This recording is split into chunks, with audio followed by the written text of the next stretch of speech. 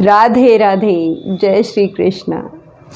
तो आज मैं आपको सुनाने वाली हूँ राधा अष्टमी का व्रत करने से क्या फल मिलता है और जो व्रत नहीं करते उनको क्या फल मिलता है, और राधा अष्टमी व्रत की कथा क्या है और उसका महात्म्य क्या है। तो आप जुड़े रहिए मेरे साथ और पूरी कथा सुनिए। तो सूत जी महाराज कहते हैं कि हे ऋषिवर, यही प्रश्न एक बार नारद जी ने ब्रह्मदेव से भी किया था। तब ब्रह्मदेव कहते हैं कि हे नारद, राधा अष्टमी की महिमा हम कर पाए ये तो मुमकिन ही नहीं है। फिर भी मैं तुम्हें संक्षेप में कुछ बातें बता देता हूँ कि हे नारद, मनुष्य को या किसी भी जीव आत्मा को बड़ी ही सरलता से और सुगमता से दिव्य गोलोक जाने का तो केवल एक ही साधन है। उस साधन को करने से वह मनुष्य बड़ी ही आसानी से और सरलता से भगवान श्री कृष्ण और राधा जी की नित्य सेवा को प्राप्त कर सकता है। तो नारद जी पूछते हैं कि हे ब्रह्मदेव, वो कौन सा मार्ग है, कृपया करके बताइए। तो ब्रह्मदेव कहते हैं कि हे नारद, भादों में शुक्ल पक्ष की जो अष्टमी आती है उसमें जो राधा अष्टमी का व्रत एक बार भी यदि कर लेता है तो वो बड़ी ही आसानी से गोलोक को पधारेगा। तो नारद जी ने कहा कि हे ब्रह्मदेव, कृपया करके इस व्रत की महिमा और ये व्रत सबसे पहले किसने किया था, और या जो कोई इस व्रत को नहीं करता तो उसे क्या पाप लगता है, कृपया करके इस महात्म्य को आप मुझे सुना दीजिए।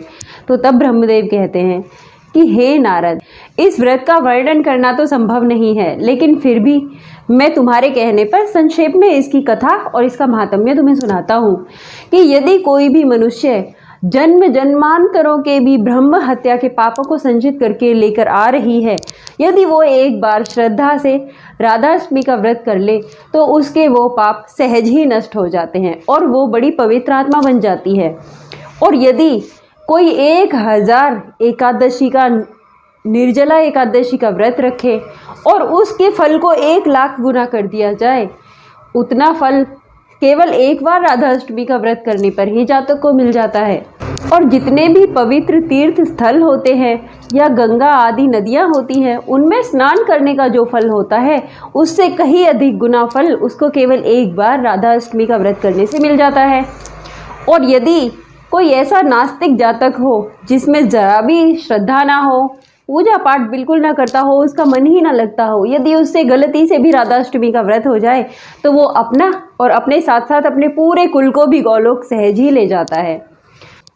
ब्रह्मदेव ने कहा कि हे नारद, मैंने अब तक तुम्हें इस कथा का महात्म्य सुनाया है, अब मैं तुम्हें इसकी कथा सुनाता हूँ। राधा अष्टमी का व्रत कहाँ से शुरू हुआ। पूर्व काल में सतयुग की एक घटना है। उसमें एक बहुत ही परम सुंदरी स्त्री हुआ करती थी जिसका रूप देखते ही बनता था, जो भी उसको देखता था मोहित हो जाता था। लेकिन वो महिला भी अपने रूप के मद में आकर पाप आचरण करने लगी। इसी पाप आचरण को करते करते कुछ समय बीत जाता है, लेकिन ऐसा कहते हैं कि 12 साल होने पर तो घूरे के दिन भी बदल जाते हैं। तो वो तो एक महिला थी। अचानक से उसके मन में एक दिन वैराग्य जागृत होता है। तो फिर वो अपने बारे में सोचती है कि प्रभु ने मुझे इतना सुंदर, इतना रूपवान बनाया और मैंने अपने इस जीवन को नष्ट कर दिया। पाप आचरण कर करके अपने पूरे जीवन को घोर नरक का भागी बना लिया है। ऐसा सोचकर उसके मन में एक भावना आई कि क्यों ना मैं किसी गुरुदेव को या किसी संत की शरण में जाऊं, हो सकता है कि वो मेरे कल्याण का कोई मार्ग मुझे दिखाएं। ऐसा सोचकर वो अपने घर से बाहर जाने लगी। तो कुछ दूर चलने पर उसने देखा कि सामने एक आश्रम बना हुआ है और वहाँ पे कुछ ऋषि नाच रहे हैं, कूद रहे हैं, उत्सव मना रहे हैं।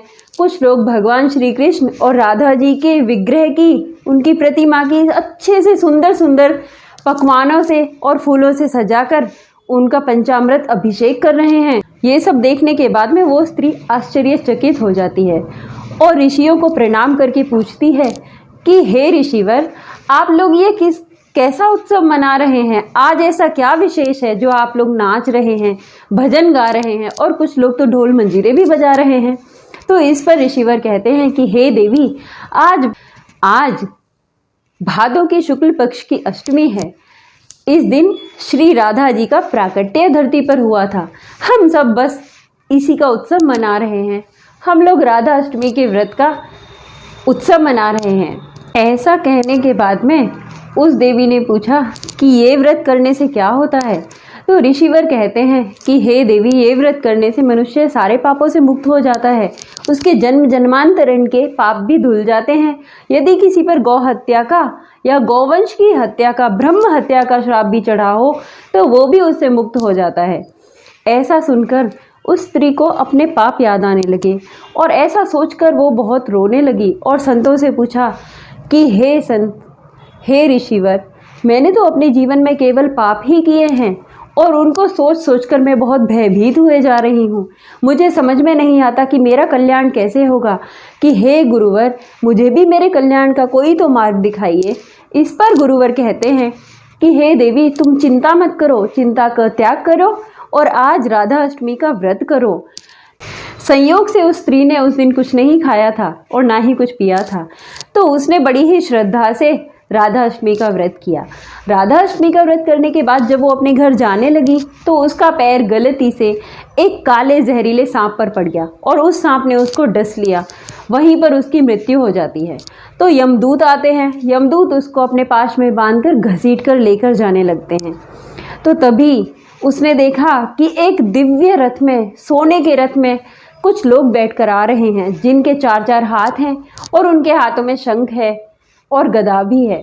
ऐसा देखकर वो एकदम से आश्चर्यचकित हो जाती है कि मुझ जैसी पापन को लेने के लिए ये दिव्य रथ में कौन आ रहा है। तो तब वो पार्षद कहते हैं कि हम प्रभु के पार्षद हैं और हम देवी आपको लेकर जाने के लिए आए हैं। तो वो उसको उस रथ में बिठाकर गोलोक धाम लेकर जाते हैं। इस प्रकार राधाअष्टमी के व्रत से उस नारी का कल्याण हो गया। इस पर सूत जी महाराज कहते हैं कि हे ऋषियों, जिसे नरक जाना था, जो घोर नरक की अधिकारी थी, वो दिव्य गोलोक धाम चली गई केवल एक बार राधाअष्टमी का व्रत करने से ही। अतः यह व्रत सभी मनुष्यों को करना चाहिए और जो इस व्रत को नहीं करता वो कल्प कल्प के लिए नरक का अधिकारी बन जाता है। और जो भक्त बड़े ध्यान से श्रद्धापूर्वक प्रभु की इस कथा को सुनते हैं, उनका कल्याण निश्चित ही हो जाता है और वो राधा कृष्ण की सहज कृपा के ही पात्र बन जाते हैं। मुझे आशा है कि आप सभी को ये कथा जरूर पसंद आई होगी। अगर पसंद आती है तो मेरे चैनल को लाइक, शेयर और सब्सक्राइब कीजिए। राधे राधे।